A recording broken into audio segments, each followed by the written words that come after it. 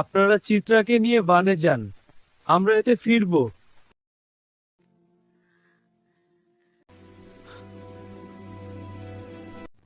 এবার খুশি? স্কুলে যেতে হবে না, কাজ করতে হবে না, সকালে উঠে পড়তে বসতে হবে না। সবই ঠিক আছে, কিন্তু এখন আমি টিভি দেখতে যাব কি করে? এই কি বলে ফেললাম। মোটেই খুশি হইনি।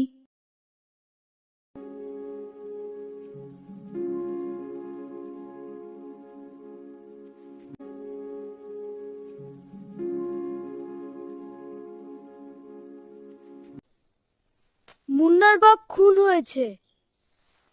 পঙ্গু ভিক্ষুক অসহায় মানুষটাকে মারলো। এমন মানুষের শত্রু থাকে, এমনই শত্রু যে একদম মেরে ফেলেল। কখন? দুপুরের কথা। দুপুর 2টো কি 3টোতে গ্রামবাসী জানতে পারে এই ঘটনা। আস্তে আস্তে সব গ্রামে খবর যাচ্ছে। লাশ নোয়াপাড়ার ঢাংসেতে পাওয়া গেছে।